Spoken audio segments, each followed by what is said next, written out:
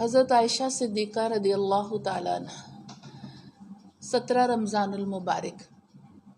الحمدللہ رب العالمین والصلاة والسلام علی سید المرسلین، اما بعد فاعوذ باللہ من الشیطان الرجیم، بسم اللہ الرحمن الرحیم۔ رب اشرح لی صدری ویسر لی امری واحلل عقدۃ من لسانی یفقہوا قولی۔ حضرت عائشہ صدیقہ رضی اللہ تعالیٰ عنہ آپ حضرت ابوبکر صدیق کی صاحبزادی اور نبی پاک صلی اللہ علیہ وآلہ وسلم کی ازدواج میں سے آپ کا تیسرا نمبر، یعنی پہلے سیدہ خدیجہ سے نکاح ہوا، پھر آپ کے وصال کے بعد سیدہ سودا سے، اور پھر اس کے بعد سیدہ عائشہ سے۔ حضور نبی پاک صلی اللہ علیہ وآلہ وسلم فرماتے ہیں کہ حضرت عائشہ کی تصویر مجھے جبرائیل علیہ الصلاۃ والسلام بہت سارے مواقع پر مجھے دکھائی گئی، حضرت عائشہ کی تصویر کہ یہ آپ کی زوجہ ہیں۔ اور 6 برس کی عمر میں حضرت عائشہ کا نکاح نبی کریم صلی اللہ علیہ وآلہ وسلم سے ہوا، اور جب سرکار دو عالم صلی اللہ علیہ وآلہ وسلم ہجرت فرما کر مدینہ تشریف لائے تو اس وقت سیدہ کی عمر 9 برس تھی، اور 9 برس میں آپ نبی پاک صلی اللہ علیہ وسلم کے کاشانہ اقدس میں رخصت ہو کر تشریف لائیں، یعنی 9 برس کی عمر میں رخصتی ہوئی۔ عموماً ہمارے یہاں لوگ کچھ چیزوں میں عجیب و غریب سوچوں میں، شیطانی وسوسوں میں مبتلا ہو جاتے ہیں۔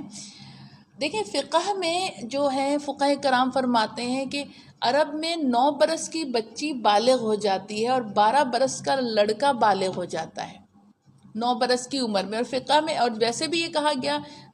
فقہ کرام فرماتے ہیں کہ جب بچی 9 برس کی ہو جائے تو اسے نامحرم مردوں میں جانے نہ دیا جائے، اور جب بچہ 12 برس کا ہو جائے تو اسے نامحرم عورتوں میں جانے نہ دیا جائے۔ تو سیدہ 9 برس کی عمر میں رخصت ہو کر نبی کریم صلی اللہ علیہ وآلہ وسلم کے کاشانہ اقدس میں تشریف لائیں، اور 18 برس کی عمر تھی جب نبی کریم صلی اللہ علیہ وآلہ وسلم کا وصال ہوا۔ تو تقریباً زندگی آپ دیکھیں، 9 برس کی عمر کے جو عمر ہوتی ہے، یہ عمر ہوتی سیکھنے کی۔ حضور پاک صلی اللہ علیہ وسلم کی زیر تربیت رہی اور خوب سیکھا سرکار دو عالم صلی اللہ علیہ وآلہ وسلم سے، اور خواتین میں سب سے زیادہ کثرت سے احادیث روایت کرنے والی سیدہ عائشہ صدیقہ رضی اللہ تعالیٰ عنہ ہے۔ حضور نبی کریم صلی اللہ علیہ وآلہ وسلم اپنے صحابہ کرام سے فرماتے تھے، سیدہ عائشہ کو آپ پیار سے حمیرہ کہتے تھے، اور حمیرہ کا ترجمہ ہے سرخ و سفید رنگت والی لڑکی، تو آپ پیار سے سیدہ کو حمیرہ کہا کرتے تھے۔ فرماتے تھے صحابہ کرام سے کہ اگر میرے بعد دین کا کوئی مسئلہ دریافت کرنا ہو، کوئی چیز پوچھنی ہو تو اس حمیرہ سے دریافت کرنا، یعنی نبی پاک صلی اللہ علیہ وسلم کے ساتھ قدم قدم پر سیکھنے کے مواقع ملے، بہترین عالمہ، بہترین طبیبہ، مطلب ہر بہترین فقہ کے معاملات جاننے والی، تمام علوم میں کمال مہارت تھا۔ بلکہ اگر ہم یوں کہیں کہ پہلی اسلامک مشن یونیورسٹی سیدہ عائشہ صدیقہ ہے۔ صحابہ کرام بھی آپ سے مسائل دریافت کرنے آیا کرتے تھے، بڑے بڑے علماء اس وقت کے آپ کے درسوں میں آیا کرتے تھے اور دین کا علم سیکھا کرتے تھے اور سمجھا کرتے تھے۔ تو یہ جو 9 برس کی عمر سے 18 برس کی عمر حضور نبی کریم صلی اللہ علیہ وسلم کے ساتھ گزری اور آپ کی زیر تربیت گزری، تو آپ کے علم کا اور مرتبے کا کیا عالم ہوگا۔ اور نبی پاک صلی اللہ علیہ وسلم سیدہ عائشہ سے بہت محبت فرمایا کرتے تھے، بہت زیادہ آپ سے محبت فرمایا کرتے تھے سیدہ عائشہ سے۔ ایک موقع پر جب غزوہ بنو مستلق سے تشریف آوری ہو رہی تھی، سیدہ عائشہ اس سفر میں آپ کی رفیق سفر تھیں، اور جس سفر میں واقعہ افق، یعنی وہ جو واقعہ جو منافقین نے سیدہ پر الزام یا تہمت لگائی تھی یہ واقعہ اس وقت پیش آیا جب سیدہ کا ہار کھو گیا تھا، اور ہار کو ڈھونڈنے جب گئیں تو آپ کا جو جس میں آپ حوض میں بیٹھا کرتی تھی، جو اونٹوں پہ رکھ دیا کرتے تھے کا ہار، وہ جو تھا وہ ایسے ہی چلا گیا، اور سیدہ جب آئیں تو قافلہ جا چکا تھا، اور حضرت صفوان بن معطل رضی اللہ تعالیٰ عنہ تشریف لائے، اور آپ نے دور سے دیکھا سیدہ کو، کیونکہ آیت پردہ کے نزول سے پہلے آپ سیدہ کو دیکھ چکے تھے، تو آپ پہچان گئے یہ ام المومنین سیدہ عائشہ صدیقہ ہے، تو آپ نے دور ہی سے کہا انا للہ و انا الیہ راجعون، اور سیدہ عائشہ کے پاس لا کے اونٹ کو بٹھا دیا، اور سیدہ اس اونٹ پر سوار ہو گئیں۔ تو یہ واقعہ جب ہوا اور منافقین کو معاذ اللہ ایک موقع آ گیا نبی پاک صلی اللہ علیہ وسلم کی دل آزاری کرنے کا، اور انہوں نے مطلب خوب باتیں کری سرکار دو عالم صلی اللہ علیہ وسلم کے حرم کے متعلق، سیدہ عائشہ کے متعلق خوب باتیں کریں، اور سیدہ اس واقعے کے بعد اس قدر کچھ عرصے میں بیمار ہو گئی تھیں کہ آپ کو خبر ہی نہیں تھی کہ باہر کیا ہو رہا ہے، لوگ کس طرح کی باتیں کر رہے ہیں۔ لیکن جب آپ کو اس کی خبر ملی تو آپ کی بہت دل آزاری ہوئی، آپ نے سرکار سے فرمایا کہ مجھے اپنے گھر جانے کی اجازت دیجیے، میں اپنے والدین کے پاس جانا چاہتی ہوں کچھ عرصے کے لیے، تو سرکار نے اجازت عطا فرما دی، اور سیدہ جب اپنے والدین کے گھر آئیں، حضرت ابو بکر صدیق کے گھر، اور آپ کی والدہ حضرت ام رومان، یہ بہت عقل مند خاتون تھیں۔ دیکھیں یہ جو واقعات ہوتے ہیں صحابیات کے، ازدواج مطہرات کے، یہ ہمارے لیے زندگی گزارنے کے سنہرے اصول اس میں پوشیدہ ہوتے ہیں۔ جب سیدہ نے ام رومان سے یہ پوچھا کہ آپ کو اس کا علم ہے کہ لوگ کیا باتیں کر رہے ہیں میرے متعلق، تو حضرت ام رومان نے کہا کہ ہاں مجھے علم ہے، تو کہا میرے بابا جان ابو بکر صدیق کو بھی اس کا علم ہے، تو فرمایا ہاں ان کو بھی علم ہے، تو آپ نے کہا کہ آپ نے مجھے بتایا نہیں۔ تو دیکھیں حضرت ام رومان نے کیسے اپنی بیٹی کو کس طرح سمجھایا۔ آپ نے فرمایا کہ بیٹا، جو عورت بہت خوبصورت ہو، شوہر کی محبوبہ ہو، اور اس کی بہت ساری سوکنیں بھی ہوں، تو لوگ اس طرح کی باتیں کیا ہی کرتے ہیں۔ یہ بہت اہم سبق ہے ہمارے لیے، کیا کہ جب ہماری بیٹیاں، یہ تو سیدہ عائشہ صدیقہ ہیں جو کہ پورا ایک دین کا علم اپنے اندر جن کے اندر تھا، وہ تو جانتی تھی تقوی اختیار کرتی تھیں،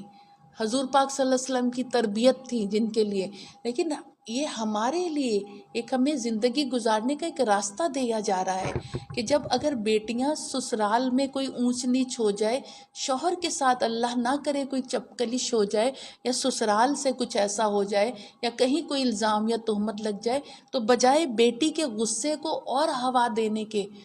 اس کو سمجھاؤ اطمینان کے ساتھ، تحمل کے ساتھ، اور کوشش کرو کہ کوئی بات، ام رومان نے بھی ایسے کہا، انہیں پتا تھا، لیکن انہوں نے جا کے بیٹی کو یہ نہیں کہا کہ آپ کے خلاف لوگ باتیں کر رہے ہیں۔ جب سیدہ عائشہ کو خود پتا چلا تو انہوں نے والدہ سے پوچھا کہ آپ کو معلوم ہے لوگ باتیں کر رہے ہیں، تو انہوں نے کس قدر ایک اطمینان کے ساتھ کہا کہ بیٹا، جو عورت خوبصورت ہو، جس کا شوہر بھی اس سے بہت محبت کرتا ہو، جس کی سوکنیں بھی ہوں، تو لوگ ایسی باتیں کرتے ہی ہیں۔ یہ ہمیں بتایا جا رہا ہے کہ بیٹیوں کے غصے کو ٹھنڈا کرو، اگر انہیں کسی بات کی ناگواری گزرتی ہے، کوئی چیز بری لگتی ہے، تو ان کے غصے کو معاذ اللہ ہوا دینے کی نسبت ان کو ٹھنڈا کرو، ان کو سمجھاؤ کہ یہ تو اونچ نیچ زندگیوں میں آتی رہتی ہیں، تحمل کے ساتھ زندگی گزارنی ہے، تحمل کے ساتھ زندگی کو گزارنا ہے۔ یہ ام رومان کی اس بات میں ہمارے لیے بہت ایک دعوت فکر ہے۔ تو سیدہ عائشہ،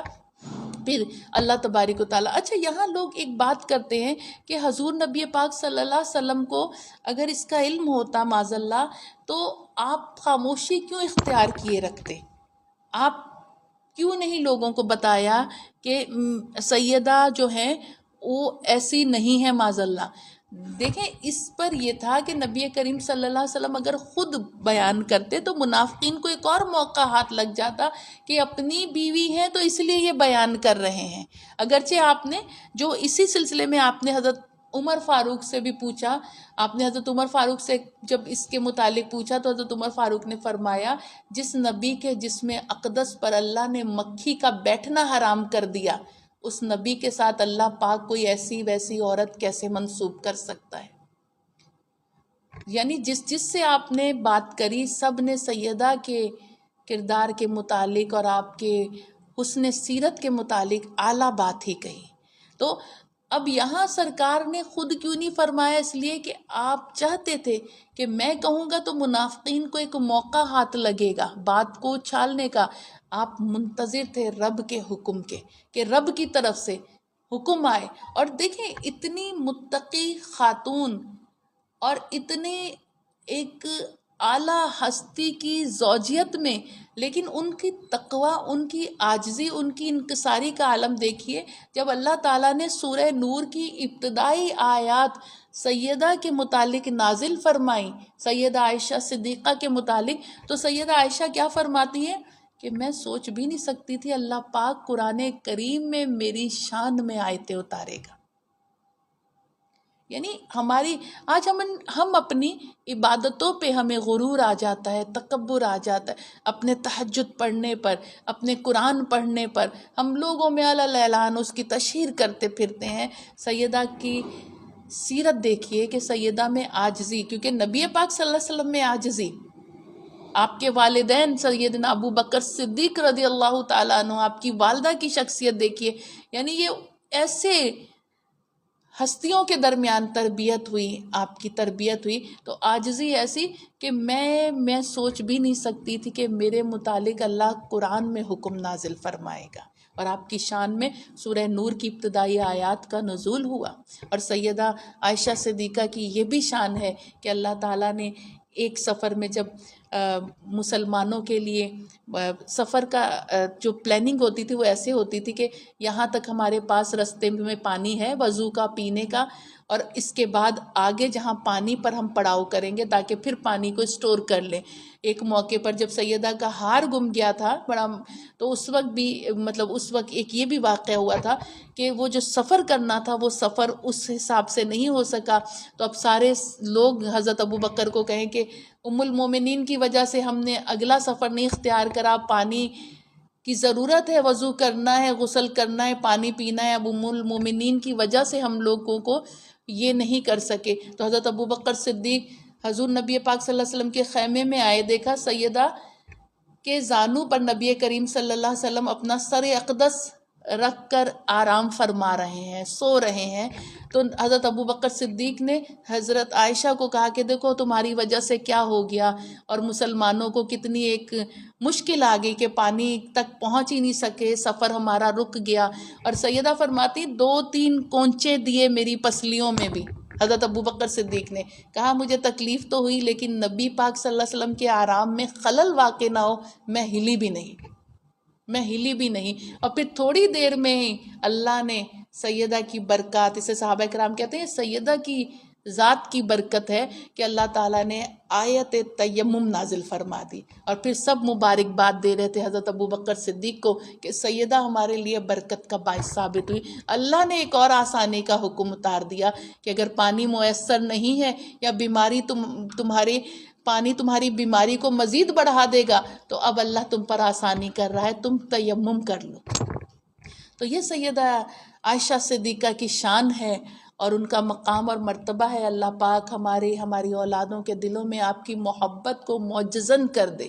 اور یہ محبت ایسی ہو کہ ہم آپ کی ہر سنت کی اتباع کریں، اور اللہ تعالیٰ روز محشر جنت میں آپ کی کنیزوں میں ہمیں بھی مقام عطا فرما دے. وآخر الدعوانا ان الحمد للہ رب العالمین وصدق اللہ العظیم.